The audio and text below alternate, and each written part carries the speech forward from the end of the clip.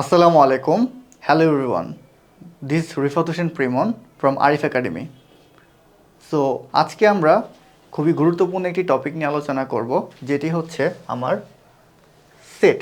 So set সম্পর্কে যদি আমি বলতে চাই, তো প্রথমে বলতে হবে যে আমাদের আসলে আশেপাশে আমরা যা কিছুই দেখি সব কিছুই আসলে এক একটি সেট, অর্থাৎ বাস্তব জগতের বা চিন্তা জগতের যত সংগ্রহ রয়েছে সেগুলোকে আমরা সেট বলে থাকি।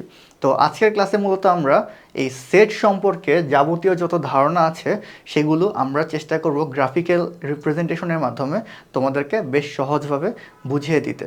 তো সেট শব্দটি মূলত জার্মান একজন বিজ্ঞানী জন ক্যান্টর উনি সর্বপ্রথম আমাদের সাথে পরিচয় করিয়ে দেন, এবং পরবর্তীতে আমরা এর বিভিন্ন রকম সমস্যা এবং গাণিতিক সমাধান দেখে থাকি। তো সেট আসলে বিভিন্ন রকমের হয়ে থাকে। তো শুরুতে তোমরা দেখতে পাচ্ছ যে সেট সম্পর্কে একটি সংজ্ঞা দেওয়া রয়েছে, যে বাস্তব বা চিন্তা জগতের সুসংজ্ঞায়িত বস্তুর সমাবেশকে বা সংগ্রহকে সেট বলে। তো তোমাদেরকে যেটা বললাম যে আমাদের বাস্তব বা চিন্তা জগতে যত রকম সংগ্রহ বা সমাবেশ রয়েছে সেগুলোর প্রত্যেকটি হচ্ছে এক একটি সেট। যেমন আমরা বলে থাকি ডিনার সেট, বা তোমার কাছে যদি এরকম 4টি বা 5টি কলম থাকে তুমি বলতে পারো সেট অফ পেন্স বা কলমের সংগ্রহ। সো এই সবগুলি হচ্ছে আসলে সেট। তো সেটকে মূলত আমরা দুইটি ভাগে ভাগ করতে পারি। একটিকে আমরা বলতে পারি সসীম সেট এবং অন্যটিতে বলতে পারি অসীম সেট। তো নাম দেখেই হয়তো তোমরা বুঝে গিয়েছো যে সসীম সেট কোনটি এবং অসীম সেট কোনটি। সসীম সেট হচ্ছে সেই ধরনের সেট যেগুলোকে আমি সংখ্যায় গণনা করতে পারি বা গণনা করে সেটি আমি প্রকাশ করতে পারি, কিন্তু অসীম সেটের আসলে নির্দিষ্ট কোনো সংখ্যা বা গণনা নেই, অর্থাৎ এটি হচ্ছে সীমাহীন, একদম অসীম। সো এখানে সংজ্ঞা দেখতে পাচ্ছ যে যে সেটের উপাদানসমূহকে গণনা করে নির্ধারণ করা যায় তাকে সসীম সেট বলে। যেমন 2 থেকে আমার 98 পর্যন্ত একটি সিরিজ দেখতে পাচ্ছ, এই পুরো সিরিজটাকেই আমি সসীম সেট বলতে পারি। আর সেটকে সাধারণত আমার ইংরেজি বর্ণমালার বড় হাতের অক্ষর দিয়ে প্রকাশ করা হয়, অর্থাৎ আমি এই যে এখানে দেখতে পাচ্ছ ই, এটা সবসময় ক্যাপিটাল হবে, এটা কখনো ই এটা হবে না। অর্থাৎ সেট যদি আমি প্রকাশ করতে চাই সবসময় আমাকে ক্যাপিটাল ওয়ার্ড ইউজ করতে হবে, স্মল ওয়ার্ড ইউজ করা যাবে না। ওকে, সো নেক্সট স্লাইডে চলে যাচ্ছি। সো এখানে দেখা আছে যে সেটের উপাদানসমূহ গণনা করে শেষ করা যায় না তাকে অসীম সেট বলে, যেটি আমি অলরেডি বলেছি। যেমন এখানে দেখতে পাচ্ছ n ইজ ইকুয়াল 2, 4, 6 এবং এখানে ডট ডট দেওয়া হয়েছে, দ্যাট মিন্স এই সিরিজটা ক্রমান্বয়ে চলবে। সো এটা হচ্ছে আমার একটি অসীম সেট। সো যে সেটের কোনো উপাদান নেই তাকে ফাঁকা সেট বলে। সো ফাঁকা সেট আমি মূলত এভাবে লিখে থাকি, এই যে এখানে দেওয়া আছে।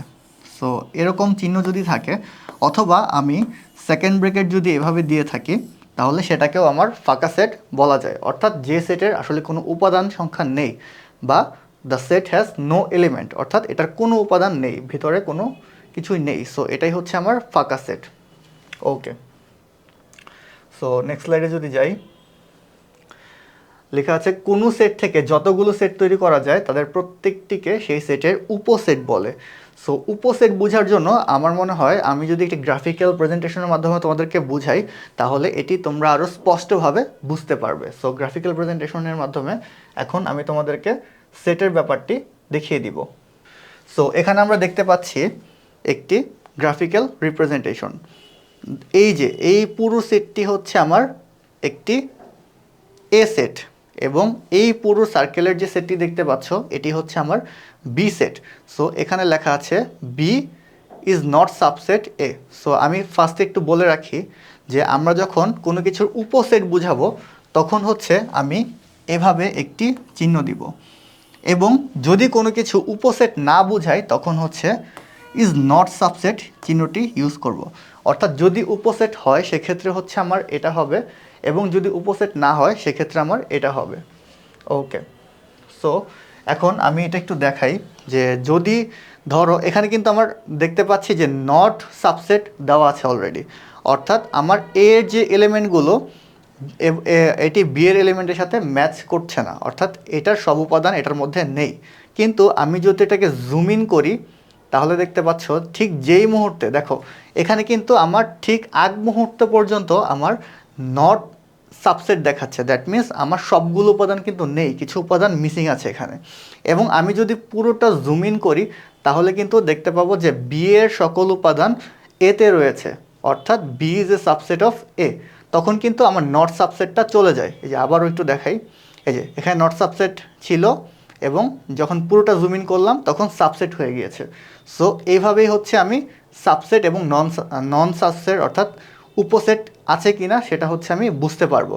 অর্থাৎ এই পজিশনে আমার বি এর উপসেট নয়, কিন্তু আমি যখনই হচ্ছে পুরোটা জুম ইন করছি অর্থাৎ এটার সকল উপাদান এ এর সকল উপাদানের সাথে ম্যাচ করছে। সো আমি এখানে লিখতে পারি যে B is a subset of এ।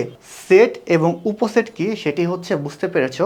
তো পরবর্তী ক্লাসে আমরা সেটের আরও যে ক্লাসিফিকেশনগুলো রয়েছে সেগুলো আরও বুঝতে চেষ্টা করব। সো সবাইকে ধন্যবাদ, আসসালামু আলাইকুম।